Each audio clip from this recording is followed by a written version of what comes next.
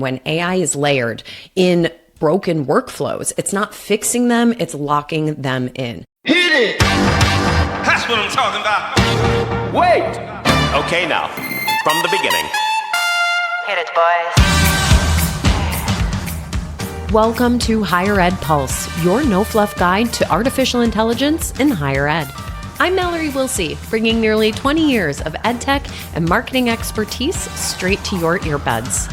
Higher ed leaders are expected to master AI overnight, but let's be real, no one has time to sift through every headline, hot take, or research report. That's why every Monday I'll break down what actually matters, fast, clear, and to the point. Want to sound like the smartest person in the room at your next team meeting? You're in the right place. Let's dive in.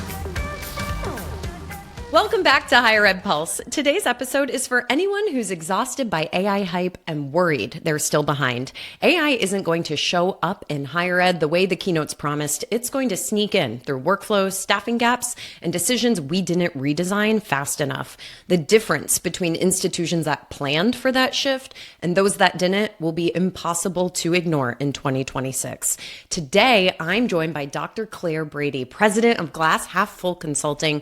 Over the last 3 years, Claire has worked with more than 100 colleges and universities on AI strategy across enrollment, student affairs, and leadership, focusing on what actually works, not just what looks good on a slide deck. Claire, welcome to the Pulse. Thank you for having me. Thrilled to be here.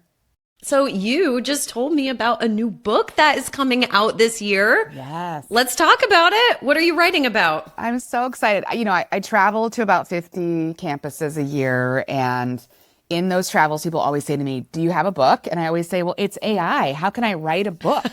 And what I figured out pretty quickly is the technology might not be evergreen, but the skills you need to lead it effectively with the human in the driver's seat in an ethical and responsible way, those skills are evergreen. And so I do have a book coming out this spring called AI with Intention, the Leadership Guide for Higher Education. I am so excited to get it into people's hands and so that they can start using it right away. Well, that's incredible. I mean, I don't know that anybody has been on as many campuses doing this type of work that, as you. And so who better to write a book like this? Thank you. That's incredible, Claire. I look forward to buying it and having you back on the Pulse later this year so we can talk about it. All right. So listeners, let's get into the topic today. For the last 2 years, higher ed has talked about AI like a tool to pilot, a policy to draft, or a chatbot to deploy, but that framing is already outdated. In her recent work on how AI will actually show up in higher ed this year, Claire's point is simple. The real AI change is not coming with a rollout plan. It's coming and showing up when advising offices are understaffed or inboxes are overflowing, when leaders have to decide how work gets done when hiring is no longer an option. Across higher ed, we're already seeing this shift. AI is being used to speed up content and automate responses, scaling communication, but often faster than institutions are redesigning the systems underneath that work. The danger here is misalignment, and when AI is layered in broken workflows, it's not fixing them, it's locking them in. Claire argues that the real divide won't be between schools that use AI and schools that don't. It will be between institutions that treated AI as a strategic choice and those that treated it as a pressure valve.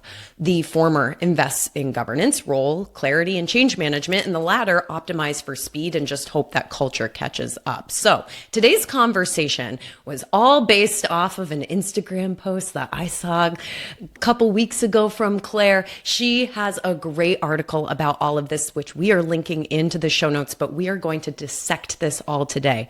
Claire, let's start here. You've said the way higher ed talks about AI is already behind the way it's being used. So what's the biggest mismatch that you're seeing right now between leadership narratives and the on-the-ground realities? Such a good question, Mallory. The biggest mismatch is that leadership narratives are still framed around intentional adoption, while the reality on campus is unintentional integration. Let me tell you what I mean by that. Leaders are talking about pilots, task forces, and approval processes, as if AI is something that arrives when we invite it in. But in practice, AI is already embedded in daily work because people are overwhelmed, under-resourced, and just trying to get through the day. Staff are using it to draft communications, summarize case notes. Students are using it as a study partner, a planner, a second reader. Faculty are using it to manage feedback and workload. So what's behind isn't awareness, it's governance and readiness.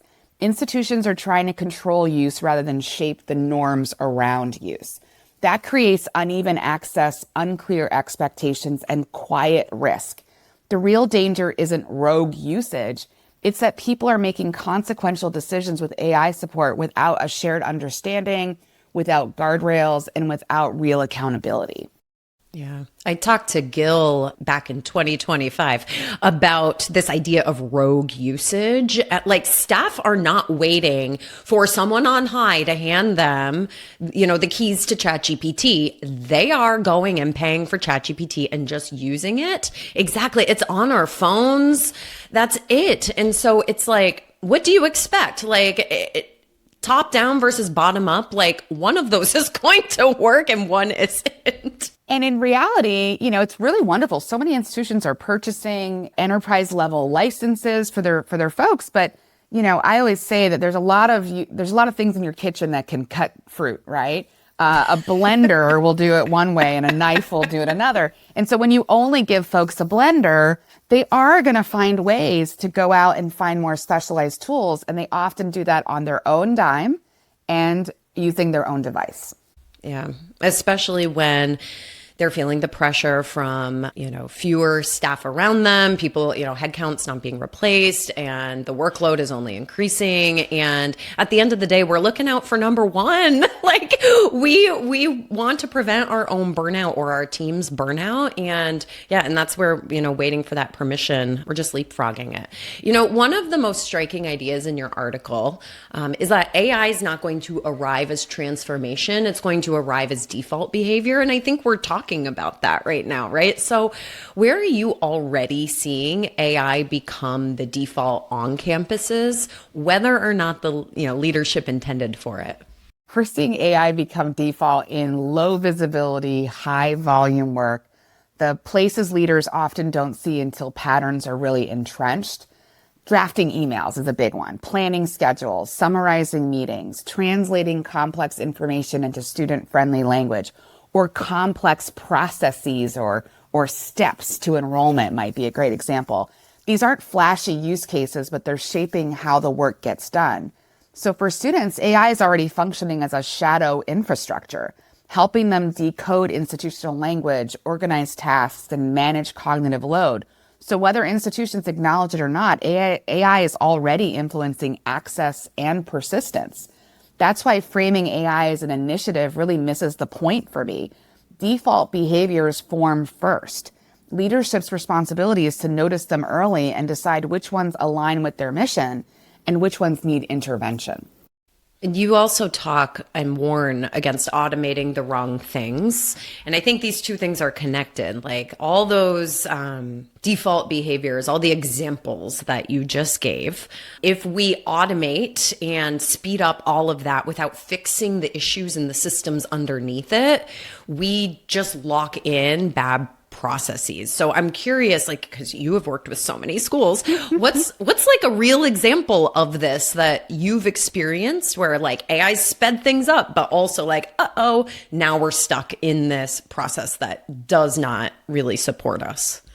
I feel like you can't go to a higher ed website or maybe even a non-higher ed website without a chatbot popping up and asking you to talk to you. Yes. The era of AI chatbots. We are in it. We are in it. We are deep in it. And, and I love a lot of them and a lot of them do a great job. But chatbots in student-facing offices are to me the clearest example of what you just asked about. Financial aid and advising are already complex, fragmented, and emotionally charged systems.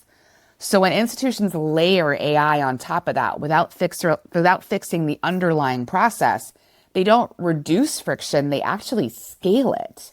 So students may get faster responses, but not clearer ones. Or worse, inconsistent or inaccurate information that feels authoritative because it's automated. That erodes trust really quickly. So AI is very good at revealing where systems are broken. If leaders don't pause to redesign workflows, automation, it really just fossilizes the dysfunction, right? Speed without clarity doesn't improve service, it magnifies harm. And if I can, Mallory, I'd love to give you an example of one of my recent clients that had a chatbot. It was getting really great scores from students, like a 4.2 out of 5 or something, which for a launch of a pilot product is really good. The feedback from the majority of students was really good. But what they found is when they disaggregated the data, first generation students were coming back time and time again, asking the same question over and over again, because the system was built in a way that assumed a level of knowledge they didn't have yet. And so that institution made the decision to pause and to say, we're going to do no more harm, right? We don't really care if it's helping the vast majority of people right now. It's hurting this very specific population of students. We're going to pause. They brought in staff and faculty who had experience working with first-gen students. They brought first-gen students in, and they redesigned portions of that chatbot and then redeployed. And that has actually become their default process now for any technology integration, is to slow down the pilot, slow down the initial integration, and bring people most impacted by the tool into the room earlier on to avoid that problem moving forward. And so I think that's a great example of an institution that's really becoming more seasoned and more nuanced in how they do these AI rollouts. Yeah, sometimes we do have to slow down to speed up. And I love that example because I think it's easy to default, like when you're using a chatbot product or, even just any generative AI tool to help create content. It's easy to default and be like, oh, well, this system has access to, oodles of information, so it must have what it needs. And in this case, like, the humans right. that are the subject matter experts, like, we're not in that process. And if they hadn't taken the time, Mallory, to go in and disaggregate the data and look at who was coming back time and time again, because we move so fast, right? Right. Pilots become institutionally normed so quickly. Absolutely. And you just see that, oh, well, it's a 4.2 out of 5. It must be good. I'm going to move on to the next. Exactly. But whoever paused to stop and ask those questions, like, give them a raise. Well done. Well done. Yeah, right. So we've talked about staffing shortages, but I do want to circle back to that because I think a real promise and probably the thing I have personally been impacted by the most is the fact that AI and generative AI helps create capacity. And I at Element 451, I ran a small marketing team, and we would have never been able to accomplish the quantity and quality of output had we not had those generative AI tools. Now, we had them very well trained, but they were absolutely creating capacity for our team. But I can thank the CEO for that, right? It was a top-down strategy. So again, I would love to hear another story or example where, you've seen one of your client institutions actually be able to tell the difference between using AI to create capacity versus just papering over burnout. And, what was implemented and what were some of the lessons there? Sure. This is almost a daily thing that's happening as I visit campuses, because often I'll sit in my kind of pre-visit meeting and they'll tell me, here are all the issues we're dealing with. And then I get to campus and I sit down with the folks doing the work, and their list is vastly different. Things like, you're going to laugh at this, Mallory, admins will tell me they spend half their day trying to schedule meetings. They probably do. Right? And I'm like, schedule meetings? We have products for that. Why would that be the case, right? And they'll say, well, because so-and-so puts their kid's soccer game in, and so-and-so likes to go for a walk, and so-and-so puts their project work in. And I said, oh, that's a human problem, not an AI problem, right? And so one of the greatest pieces of advice I give any leader is, you have a list. I understand you have a list, but your list, to be real, is not the list. You need to go sit and shadow an academic advisor for an entire day. And for a leader to do that is a major commitment, but I will tell you it pays off. What you'll notice when you sit with an academic advisor, and this is a broad brush I'm painting here, is they're logging into probably a half a dozen systems throughout the day. The systems are not talking to each other. Before they meet with a student, they have to get a snapshot of the student, and it's not like a medical record. It's not all in one place, right? They have to go to multiple systems. And then when the student comes in, they have to perform immediately to whatever the student is bringing forward, right? And so there's a level of nuance and sophistication that's required to understand where the student is coming from and then how to guide them into the, whatever their questions might be. And so when you sit next to an advisor and realize that, you could tell them, go use ChatGPT or go use a custom GPT or, go use any of these products, they don't have those seconds even, right? In that moment. And so, how do you build time in their schedule to build the sandboxes? How do you ensure that the tools they're using are integrated and have interoperability and are leveraging the strengths, right? If we literally had a CRM and an LMS, I'm using all the acronyms in higher ed, right? And an I think SIS, listeners know them though. right? They know them. And an SIS that were talking to each other, just those three things. A CRM, an SIS, and an LMS talking to each other and leveraging their data, higher ed would be revolutionized tomorrow, right? Tomorrow, this would happen. So if you're listening and you're a programmer, this is where you need to head next, right? And so this idea that they don't have the time or the luxury to be going to a 7th or 8th tool throughout their day, right? Everything needs to be integrated. Everything needs to be easy and at their fingertips and automated. And that's where I spend a lot of time on campuses talking to folks is, yes, you have the capacity to use this generative AI tool to do X, Y, and Z, but then that still requires you to show up to work that day and do X, Y, and Z, which is just a fancy replacement for that Excel spreadsheet you were using last week to do that same thing, right? And so really taking the time and having the cognitive capacity to build the automations and the systems behind it, that's what we need to be giving staff in order to really help with this burnout question. And it is real, friends. It is real. I joke that when I get to campus, the registrar is meeting in my parking spot, right? The registrar team handles so much paper and so many documents, and they're just desperate to get minutes back in their day, let alone hours. And students are waiting. And so then the phone calls are coming in and the questions are coming in and advising is coming in. And so there's so many departments that if we just really focus on the super unsexy stuff, right? But the really important stuff of watching and observing what they do and what has become a normal way of doing the work, I think that's where a lot of institutions would really start a lot of their AI work. So just listening to you, Claire, it is striking me how AI really touches just absolutely every part of campus, right? Enrollment, student affairs, marketing, IT, HR, registrar, like everybody. And we've already acknowledged sometimes you have to go slow to go fast. But we also know higher ed institutions go really slow sometimes. And we don't want that either, right? Like there's an extreme that we don't want to be crawling. So have you seen or helped institutions implement any governance models that are helping break some of these silos, but also helping the institutions move a little quicker too? There's 2 chapters in my book that are going to be really important for folks to read. One is higher ed is different, and that's a good thing. And the other one is about how to design governance beyond the task force. And those 2 things are really important to balance, right?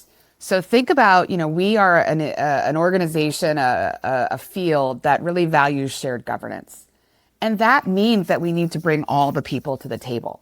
And that means that we can't have a CEO just announce one day that we're going to do something and then everybody goes along with it, right?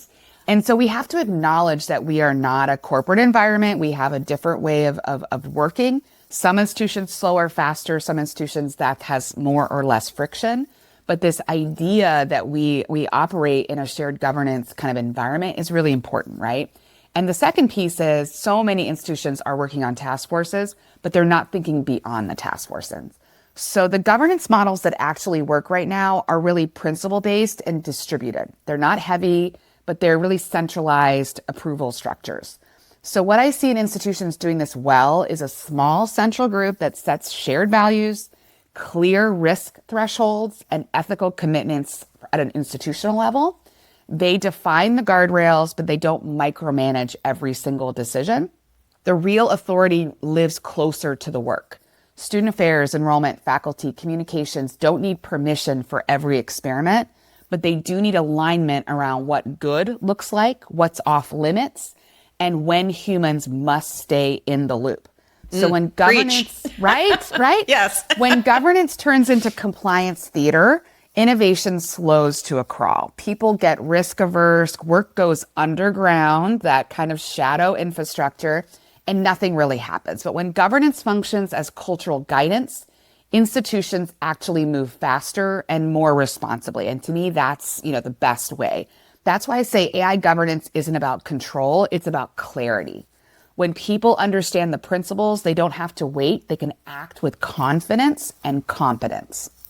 You are consulting with all these institutions. Goodness, I hope you have run into a leader that's handling AI well at this point. Or hopefully more than one. Good. Glad to hear it. What do they have in common? Like, what are they doing differently? That's a great question, Mallory. They are approaching this as novices. They're not coming in with ego. They understand that this is a different type of transformation than we've seen before, but they also understand that we've done similar things before. So we integrated social media. We integrated the websites, the web, sorry.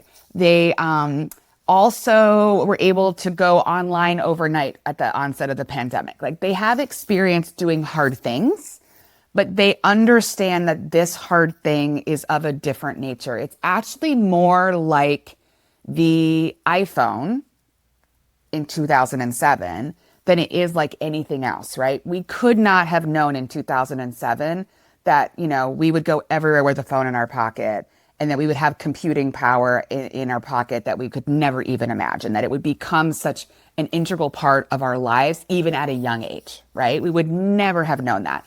And so those leaders that are kind of acknowledging the moment, acknowledging and putting their ego aside that they can be a novice at something, and where they are modeling for their people, I had a really great experience. I used it to write my board report, and it really helped me tighten my messaging. But then I used it for this academic paper I was writing, and it did a horrible job. And they're just being really honest and real with their people.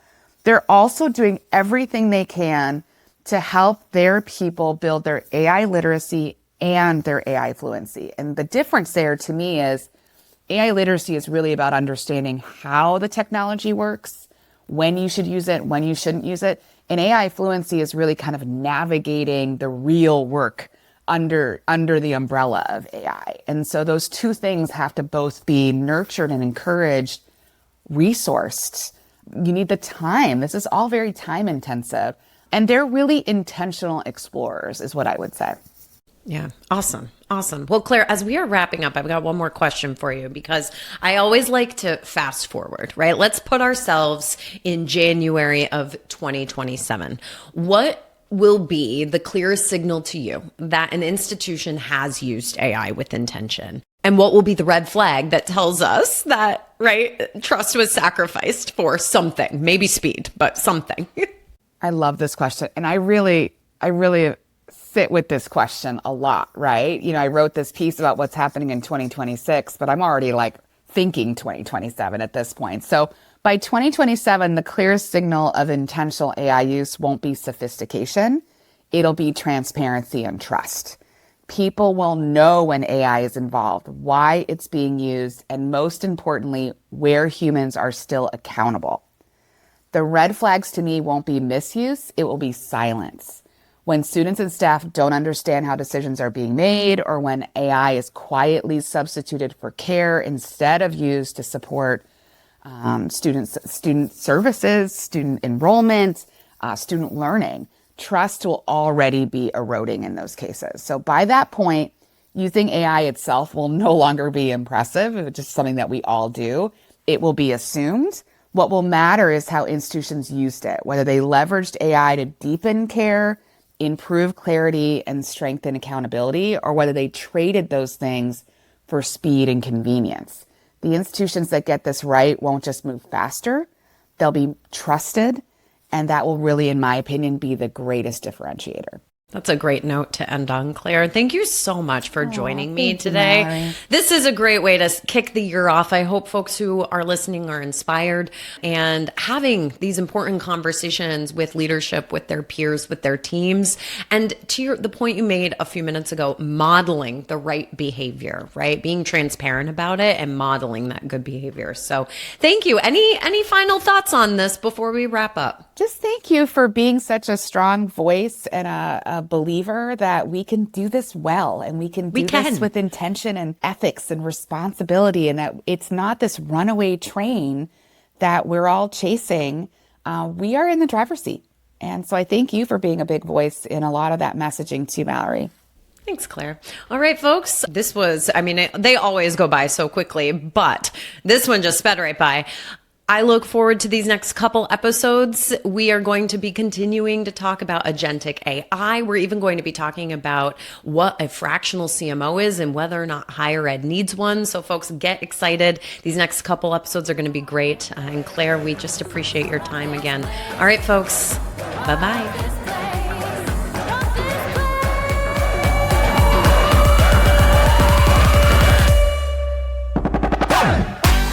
Thanks for listening to the Higher Ed Pulse. The show is a proud member of the Enrollify Network, home to Higher Ed's largest collection of podcasts. Enrollify is where higher ed goes to grow. So be sure to check out our other podcasts, webinars, video clips, blogs, and more. Visit Enrollify.org and subscribe for all the latest details and content drops directly to your inbox. Enrollify is brought to you by Element 451, the digital workforce platform for higher ed. Learn more at element451.com.